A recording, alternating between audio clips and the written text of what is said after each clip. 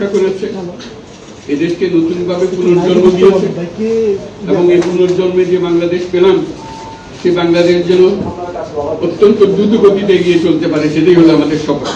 সেটা আমরা রক্ষা করতে চাই, এগিয়ে যেতে চাই। আজকে আবু সাঈদের কথা মনে পড়ছে আমাদের, যে আবু সাঈদের ছবি বাংলাদেশের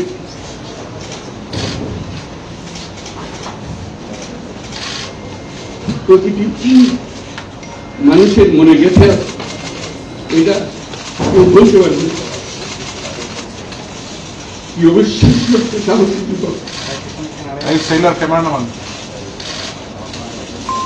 বন্দুকের সামনে দাঁড়িয়ে আছে এবং তারপরে থেকে কোন যুবক কোন যুবতী আর হার মানবে সামনে গিয়ে এবং বলছি যত গুলি মারো মারতে পারবো আমরা। যার কারণে সারা বাংলাদেশ জুড়ে এই আন্দোলন ছড়িয়ে গেছে এবং যার কারণে বাংলাদেশে কিন্তু স্বাধীনতা অর্জন করবে। এই স্বাধীনতাটা আমাদেরকে রক্ষা করতেই হবে। শুধু রক্ষা করার নয়, এই স্বাধীনতার সুফল প্রতিটি মানুষের ঘরে পৌঁছতে হবে, তা না হলে এই স্বাধীনতার কোনো দাম নেই।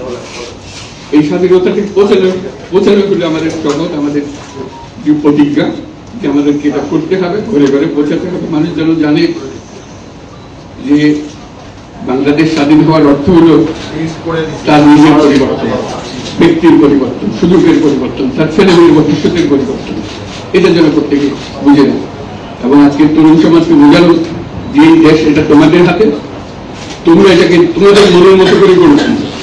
তোমরা যখন স্বাধীন করতে পেরেছো, তোমরা এটাকে তোমাদের মনের মতো করে গড়তেও পারো এবং তোমাদের দেখে সারা দুনিয়া শিখবে কিভাবে একটা দেশ, একটা তরুণ সমাজ গ্রহণ করতে পারে এবং তাকে পাল্টা করতে পারে। তাদেরকে আমি বারে বারে এমনি উপদেশ দিই যে পুরোনোদের বাদ দাও, তাদের এই পুরোনো চিন্তা দিয়ে এটা পরিষ্কার করবে। সরকার বলে একটা জিনিস আছে কিন্তু মানুষের কোনো আস্থা নেই। মানুষ মনে করে সরকার একটা দমন পীড়নের একটা যন্ত্র, যেখানে সুযোগ পায় তার একটা কষ্ট দেওয়া, যে সকল স্তরে এটা হলো তার থেকে কেমন ভাবে সামাল দিতে হবে তাকে, এটা ভয়ের একটা জিনিস, তাকে সামাল দিয়েছে। এটা হলো সরকার।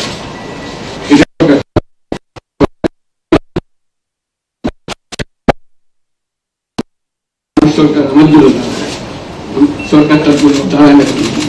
যে সরকার হবে সেই সরকার মানুষকে রক্ষা করবে, মানুষের আস্থা বাড়বে, তাকে অর্জন করে তাকে বলার নিজে নিজে বিশ্বাস করবে সরকারের মন্ত্রিত্ব নিজে আমার লোক, আমাকে রক্ষা করবে।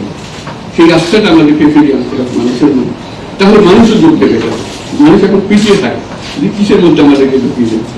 আমরা যদি জানতে পারি যে এইটা আমরা সবাই মিলে আমরা অগ্রসর হতে পারি। একটা সারা বাংলাদেশ একটা বড় পরিবার, এই পরিবার আমরা একসঙ্গে চলতে চাই এবং আমাদের মধ্যে দ্বিধা দ্বন্দ্ব যা কিছু সরিয়ে ফেলতে চাই। যারা বিপথে গেছে তাদেরকে পথে আনতে চাই, যাদের করে একসঙ্গে আমরা কাজ করতে পারি।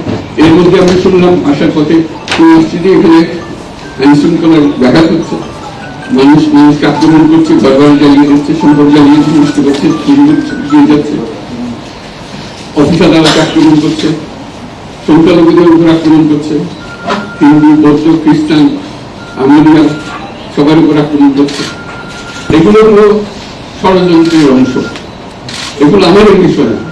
আমাদের কাজ হলো দেশকে রক্ষা করে, সবাইকে রক্ষা করে, প্রতিটি মানুষকে, প্রতিটি মানুষ আমাদের ভাই, আমাদের বোন, তাদের রক্ষা করে এবং আমাদের একটা শৃঙ্খলা ফিরিয়ে আসে। বিশৃঙ্খলা, সহিংসতা এগুলো হলো অগ্রগতির বড় শত্রু। আমাদের যে যাত্রা শুরু হলো সেই যাত্রার শত্রু, এই শত্রুকে যাতে রোধ করা যায়, তাদেরকে বুঝিয়ে শুনিয়ে হোক, তাদেরকে আইন শৃঙ্খলার হাতে দিয়ে হোক, এটা বোঝাতে হবে। তাকে মেরে এটা ঠিক না। আইন শৃঙ্খলা নিজের হাতে থাকলে তাকে আমাদের আইন শৃঙ্খলা বাহিনী এমন হতে হবে তাদের হাতে সুপর্দ করে আমরা নিশ্চিন্ত থাকবে তার একটা বিহিত হবে। এমনগুলো আমরা হাতে দিয়ে দিলাম যে 2 টাকা দিয়ে আবার ছেড়ে দিল, এটা যেন আবার না। আমাদের সেই আস্থাটা আমাদেরকে আনতে হবে। কাজে আইন শৃঙ্খলাটা এখন আমাদের প্রথম কাজ। এই আইন শৃঙ্খলা ঠিক না হওয়া পর্যন্ত এটা আমরা অগ্রসর করার জন্য পদক্ষেপ নিতে পারবো না। আপনারা আমার উপরে আস্থা রেখে আমাকে জানিয়েছে, ছাত্ররা আমাকে আহ্বান দিয়েছে, সেটাতে আমি সাড়া দিয়েছি। দেশবাসীর কাছে আমার আবেদন, আপনারা যদি আমার উপরে বিশ্বাস রাখেন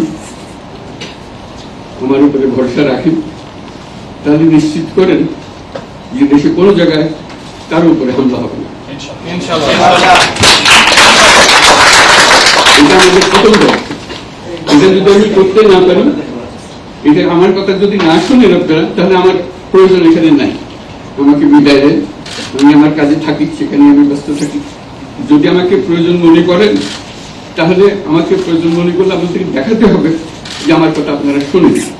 আমার কথা না শুনলে আমার কোনো প্রয়োজন নেই। আমার প্রথম কথা হলো, আপনারা বিশৃঙ্খলা থেকে দেশকে রক্ষা করেন, আপনারা সহিংসতা থেকে দেশকে রক্ষা করেন, যাতে আমরা যা যা আমাদের ছাত্ররা আমাদেরকে পথ দেখায় সেই পথে আমরা এগিয়ে যেতে পারি।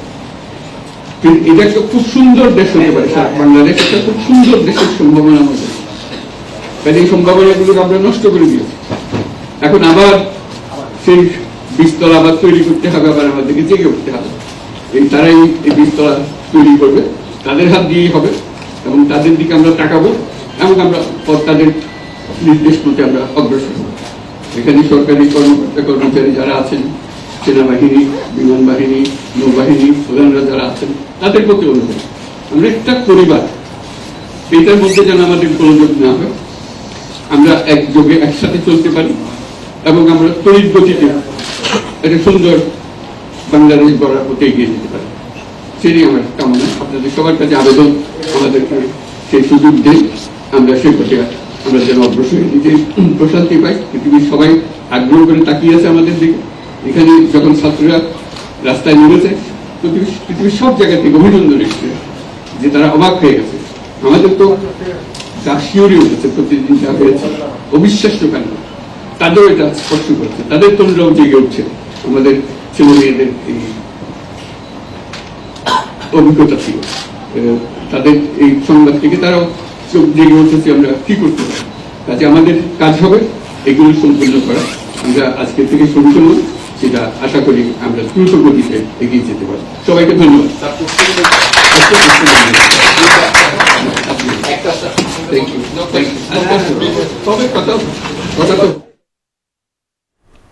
बांग्लादेश उबूरी हुकूमत के सरबराह डॉक्टर मोहम्मद यूनुस ढाका में मीडिया से गुफ्तगू कर रहे थे। उनका कहना था कि ढाका पहुंचकर खुशी महसूस कर रहा हूं, तलबा ने बांग्लादेश को बचाया है, मुल्क को माशी मुश्किलात से निकालेंगे, हमने मुल्क के अमन व इस्तेहकाम के लिए काम करना है।